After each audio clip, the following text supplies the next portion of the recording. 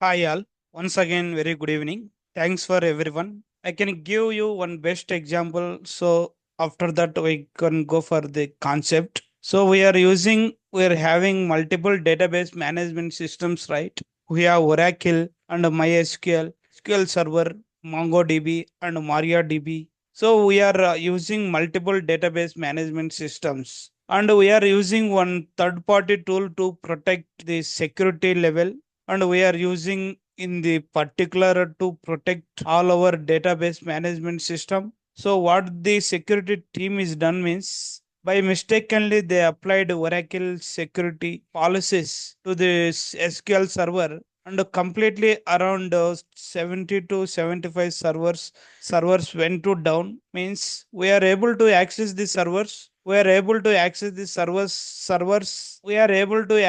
SQL as a database administrator. We are able to connect to the SQL. There is no errors, and there are no warnings. And but whenever application team is connecting to the SQL, they are getting timeout issue, and connection exceeded time issue they are getting. But we are not able to find any log which is retaining in the SQL, or which is returning in the event also. So after 2.5 days, we are continuously in the call, and after that we are connecting with application team, with Microsoft engineers, with DBS, with escalation engineers. We was continuously call more than 48 hours, but still we are not able to identify where actually the main cause. After 2 days, came to know on one server, only one server, this connection is exceeded. Then we have started digging from the taking that warning. Then we came to know, unfortunately, that DB security team applied Oracle policies over the SQL server. Then we are again disable all the disabled tool, and then again we have reinstall again SQL security policies. Then again our application came to online, and we should be careful whenever we are performing on the SQL. Not only SQL, any database management system, you need to understand what exactly that feature is doing, what exactly if I do something, what is there any impact. If it is causing any impact, we need to take approval from the application team. That is first thing you need to do. If it is impacting, and it is a production server, don't perform without taking any approval. Don't grant the permissions. Okay, don't do any actions without taking any approval. We need to properly take the approvals. So that's what my concern is. So everyone should more at the concept wise. The configuration very simple here, but we are going to spend more time on troubleshooting part with the live demos. Practical will start the SQL server, and we'll see. For example, just to let me share my screen. What is the current CPU utilization? 21, 25, 18%, 28. It is not growing right behind your threshold. It is hitting only 18%, 22%. Let me open one application. SSMS I'm opening. Now see, it is going 59, 51, 55. It keep on growing, right? My CPU under it is keep on growing. See now your troubleshoot will start. Getting my point, right? So just now we went to open task manager, and see the my CPU 20, 21, and like 22, like that. Just I started my application, and just I started application. Now my CPU reaching 60, 70, like that threshold value, right? Now you will start the troubleshoot. Then now your practical will start, sir. So if you now understanding the theoretical part, so everyone, that's why I was more on the theoretical. Means you need to understand the concept, understand the flow, and understand the hierarchy. Then you need to understand everything, sir. So that's you will become so that you will become stronger when you start troubleshooting. So where I need to start troubleshoot, so which what hierarchy you need to follow. And so that is what I mean to say. We are discussing, we are going to throughout our sessions. Configuration very easy, and also I can show anyone, like, they can perform the configuration concept. Even first standard and second standard students also, they can do configurations. But where our DBA task will start troubleshooting. If you want to do troubleshooting, you need to know about this concept. You need to know about continuously CPU is hitting 100%. See all the logical processors hitting some threshold value. If more application will start, CPU will grow up to 100%. If you stop the application and CPU is came ideal, right? Whenever I start my application, my CPU consuming that much of CPU consumption, then you need to start your investigation. That is what my point of view. I will tell this is what DBA task, not log shipping, not my mirroring, not a application clustering, always on backups and restore. So I was comfortable SQL Server. So when you are start troubleshooting,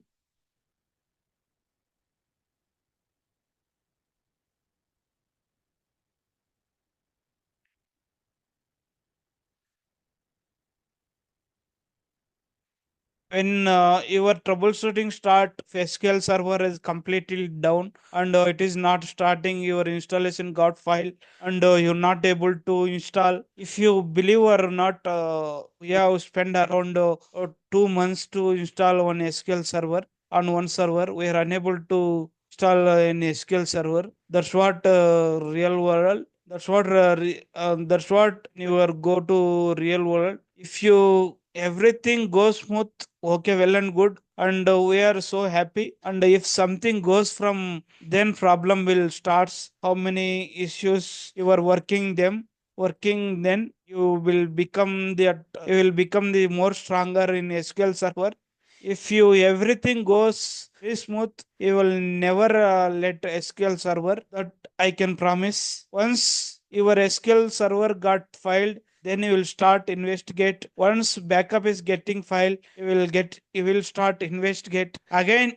Once application on CPU hitting high, then you will start investigate, and then you will start investigate. Why we are more on theoretical part, we need to understand the concept. This all together we can go for performance tuning, then you will become more stronger performance. So because all the concept, if you start wanted to troubleshoot CPU, you need to troubleshoot about more backend, and what are weights, and what are the DMVs, and what are the DBCC, is how to see what the queries is running. And so without knowing this, can directly go and troubleshoot CPU hitting high, SQL Server is consuming lot of CPU. Then what I need to do? Now start the investigating, which are impacting, and any blocking is there, any deadlocks is there. So now our hierarchy will start.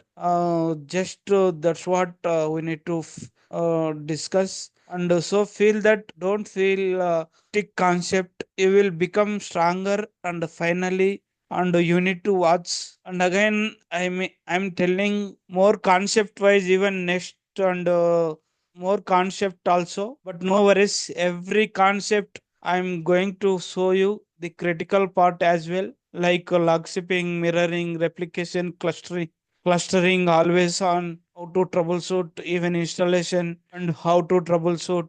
We're going to discuss all. So just I'm going to explain today only two concept. And yesterday we have discussed about checkpoint, right? Checkpoint, clean pages, and the dirty pages, and what are the different types of pages are available in SQL Server, and what is page, what is the page size, and what is extent. All are very very important concepts. Again, everyone must and should know about this concept. As a database administrator, we must and should know about what is clean page, and what is dirty pages, and what is checkpoint, what exactly checkpoint is doing, and what is the extent, how many types of extents are available, what is the page, how many types of pages are available in each page.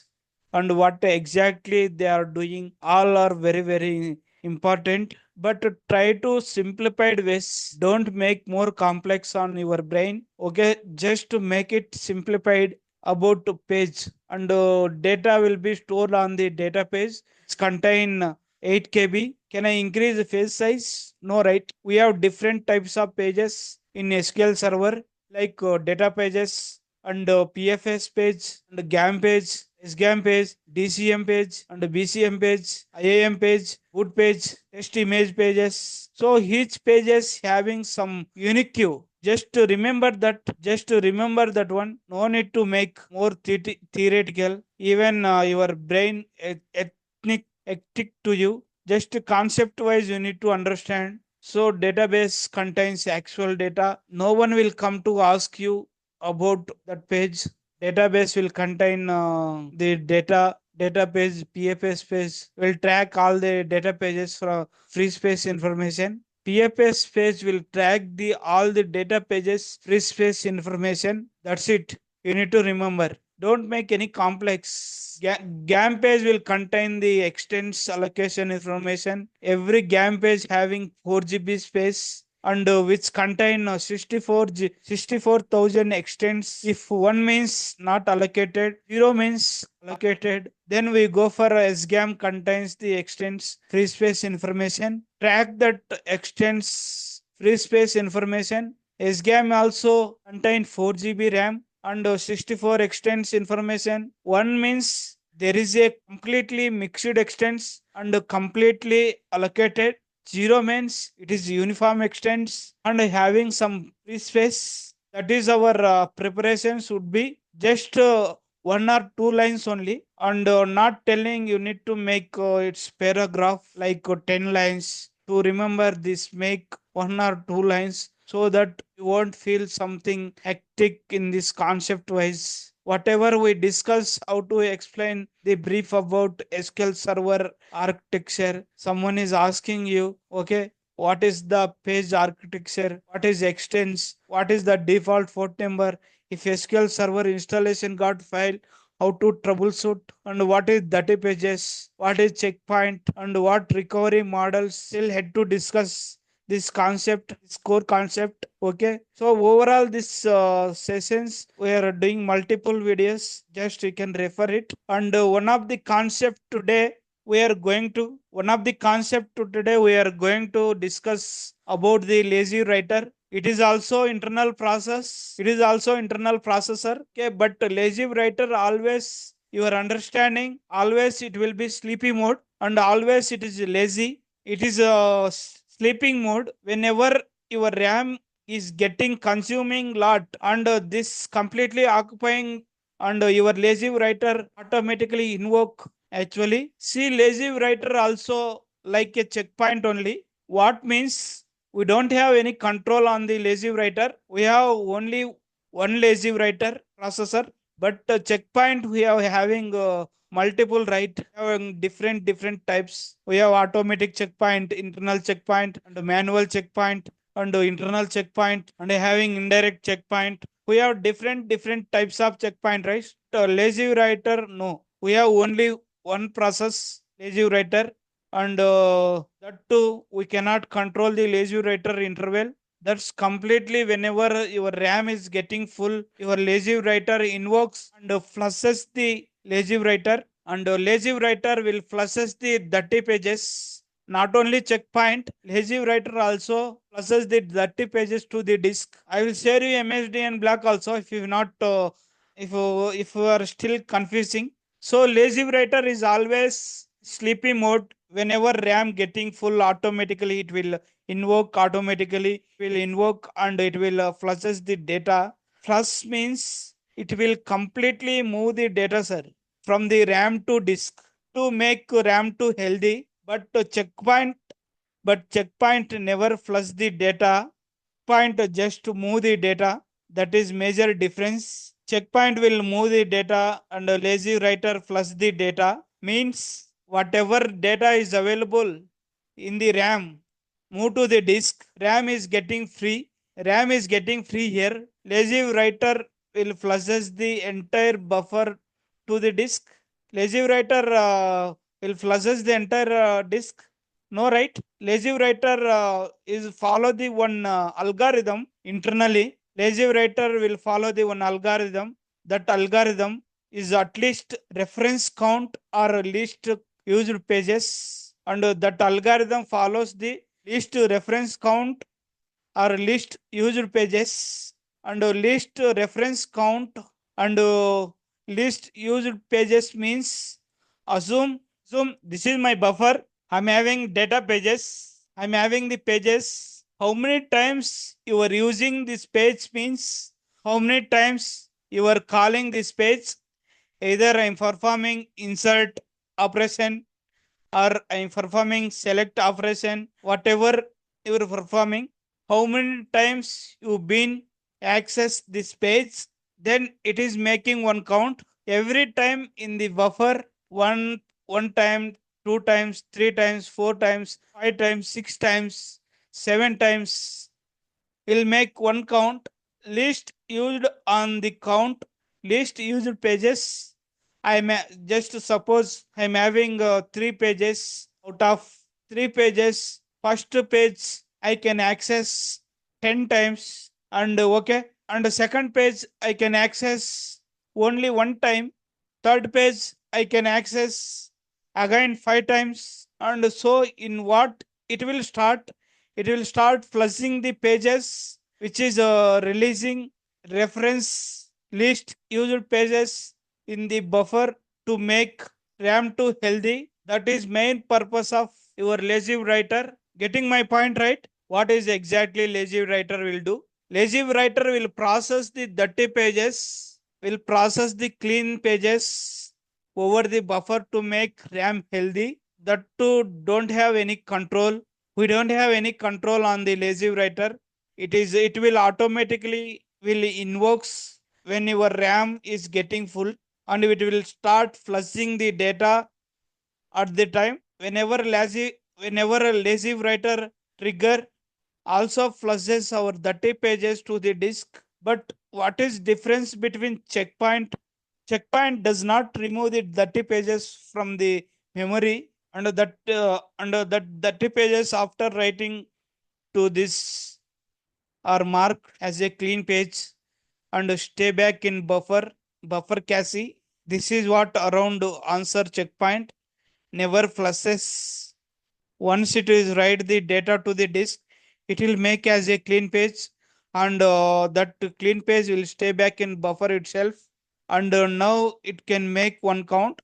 And if you again you were using make it the two count, again using third count, it is making counts are every time. So now what will happen if you are keep on performing transaction, keep on making the pages in the buffer, your RAM will get absolutely free, absolutely full, right? Now whenever RAM is getting full in backend, lazy writer what will do? It will automatically trigger and moving some pages to the disk, make RAM too healthy, and RAM is healthy. Otherwise, you will get out of memory, right? Suppose my data is in terabytes and my RAM will be only GBs, like 100 GB and 200 GB and 300 GB and 400 GB of RAM. And your database just terabytes. If you keep on everything in buffer, no, right? If you can if you can keep everything in buffer, no, right? Absolutely no, right? So what is the purpose of lazy writer? That is the main purpose to make always RAM to healthy state. So lazy writer is flushing the dirty pages and clean pages to make healthy RAM, but we cannot have any control, sir. We cannot have any control on how much it will be flushes, and also we don't have any control. It will make algorithm. That is how Microsoft design. See, lazy writer is a processor. See, lazy writer is a process checking of the flushes in the buffer pool and flushes them to the disk. It's remove the clean pages and dirty pages from the buffer cache. And movement means only the log records will move to the disk. Okay, and the pages will stay in the buffer. The page will be stay back in the buffer cache. And the flushes means completely the pages will move to the disk. If no data is available on like your example, flushes is nothing but completely move the data. Checkpoint is nothing but copy paste. You are already having the pages in the disk. You are just copying the pages in the buffer and you are making some changes. That changes we are calling as a dirty pages. When checkpoint triggers, it will be just to copy and paste, and it will make that page, it will be clean page. In buffer it will stay back, your page will be stay back in buffer. Again, if someone is asking about checkpoint and lazy writer differences, checkpoint we have control, and we can have control checkpoint. We can control the checkpoint at interval time, and we can control checkpoint need to transfer checkpoint intervals. You can change in again db level as well, but lazy writer entire instance level, and we cannot have control on the lazy writer. And one more concept we have, that is eager writer. Entire my experience, by only one or two times if people ask about eager writer, mostly no one knows this concept as well. This is really SQL Server concept, no or not, they don't know.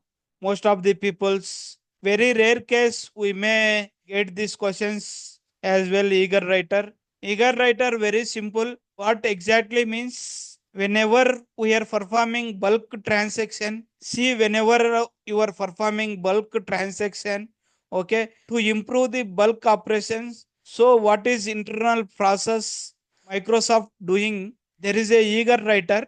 What exactly will get eager writer do parallelly? Eager writer is the process handle is both page creation and page writing in parallelly bulk operations. It's not a regular transaction, it will not perform any regular transaction. Only whenever you trigger this kind of bulk transaction commands, like select into bulk insert and test update, whenever you are using such commands, your developers, not you peoples, I mean DBS, whenever you want developers will syntax the such commands, there is a one algorithm, there is a algorithm is SQL, that concept is a eager writer. What exactly eager writer is doing right, what exactly eager writer is doing right will improve the performance by parallelly page creations, parallelly the page writing, parallelly it will do creation, creating is doing from the gam page, from the gam page it is doing parallelly also is writing, which will improve the bulk transactions. This is how will improve the bulk transaction. See both pages, page creation and page writing in the parallelly. So that query do not wait to complete the entire bulk operations before writing all pages to the disk. Writing, creating, and writing, creating, it will do parallelly by eager writer in the backend process. Make your self, somebody is asking also, this is what you need to explain. Eager writer will help us, will improve the performance of bulk operations, okay, through bulk operation, through the bulk of transaction. How means, by parallelly creating database and parallelly writing the database to the disk. This is creating and writing, it will do parallelly, very important. And dirty pages and clean pages, no one will ask at the clean pages. Checkpoint, the lazy writer also, just to make a note, such just a simple line. Now concept is acid properties. Now the concept is acid properties. Every database management system just to make an image, I just make an image also to understand easily for everyone. It is a very simple concept. Simple concepts are but very important concept. Every database management system, like not only SQL Server, like Oracle, MySQL, anything, sir, which need to satisfy acid properties. Every transaction and every query, whatever you are performing, that's that must and should satisfy acid properties and atomicity and consistency and isolation and durability. All these four properties are very very important. Every transaction need to fulfill these properties. So atomicity is best example is take your ATM machines or take your phone pay or Google Pay who are in India. I'm not sure about US people how they transferring in any application they are transferring to US, right? Anyone in India we are using phone pay, Google Pay and Paytm. We are using this kind of application to transfer UPI to transfer the amount. In US also they are going to use some application like same, right? What is atomicity means assumes your transfer amount to anyone of your friend or your relatives. The amount is deducted. Money is not transfer. Amount is deducted. Money is not transfer. That is the work scenario. When you are go to the ATM machines, you are trying to withdraw some amount. You are not receiving amount. Your amount is deducted from your account. That is what your atomicity. And but when you contact your bank people, what they will say? No worries, your amount will be credited back in 2 or 3 working days. So that is what atomicity. Every transaction must and should either it is committed or either it is a fully rollback. Every transaction must and should either it is fully committed or every fully rollback and fully rollback every transaction must and should fully committed or fully rollback. Atomicity stands for every transaction whatever you are performing that should be fully committed, fully rollback means you should receive 5,000. You should receive $5,000 and $1,000 cash. Your $1,000 cash deducted from your account by mistakenly. Something happened due to network issue that will be credited back. So that is taken care by atomicity. Atomicity means every transaction fully committed, fully rollback, and next is consistency. Consistency means it should not violate the behavior of your database and database properties. See, whatever the transaction you are performing, we should not change the behavior.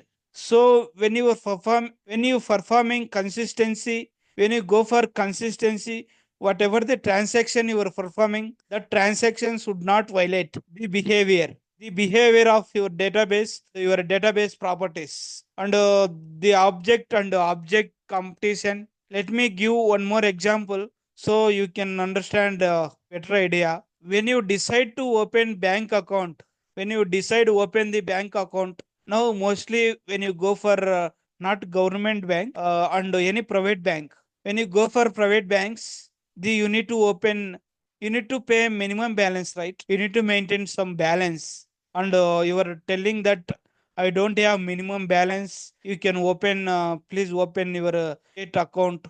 That is violate, right? Violate in behavior. Yes, that making something else, something, sir. Your whatever you want to behavior, that is something you are violating. So whatever the transaction you have been performing, that should be not violate. That should not change the behavior of your transactions. Whatever you are performing, that is nothing but consistency and isolation. One more concept, and isolation is nothing but independent. In term is nothing but isolation is nothing but independent. So it is 5 minutes. I cannot explain about isolation. We are going to spend around 1.5 hours to know about isolation concept. Very very ethnic theoretical concept. Isolation level. We have different types of read commit and read uncommit and reputable reads, sterilizable, the snapshot read commit, isolation level. Okay. So how important isolation level is? How important ISO level who are working already? They know about. lockings, you know about blockings, you know about the deadlocks, but how to control the help of isolation. Okay, we are going to spend more time. So isolation level, it is very ethnic concept, I can telling, but you must and know about isolation. As of now, I'm just explaining about 1 or 2 minutes, and we are going to spend more time on advanced level. Isolation level is nothing but independent. Every transaction is independent. Okay, every transaction is independent, or we cannot tell users of that. Hey, I'm performing a certain transaction in my database, don't do anything on same the database. No sir, every transaction with independent, every transaction multiple users can access the database, multiple users can perform their own transactions. When the issue when the issue will start means, if multiple users are accessing same object or same time, then issue will start, that is what we are going to discuss lot about isolation level in advanced level. As of now, just to makes isolation level is nothing but independent. Every transaction is independent. Multiple users can access the database, and multiple transaction you can perform the at a time. Now another concept is durability. So durability means protecting the data from the disaster, system level disasters, hard level disasters, because every transaction whatever you are performing, that is performing over the buffer, right? So if in case suddenly your server is restarted, server is crash, or something hardware crash, in case any suddenly crashes, so how you are going to protect the data which is available in the buffer, right? Nothing but which is available in the buffer, nothing but durability. So whatever changes you are going to perform, those changes parallelly or moving to the log file to maintain the durability, so this is what to do the concept properties. So this is the what to the concept acid properties. Every transaction must and should satisfy acid properties. That is how today's session. Tomorrow come up with SQL Server installation, and we have around 2 sessions about SQL Server installation. We'll discuss each service, what is functionality. We can discuss lot about installation part. Thank you for everything. Thank you for everybody.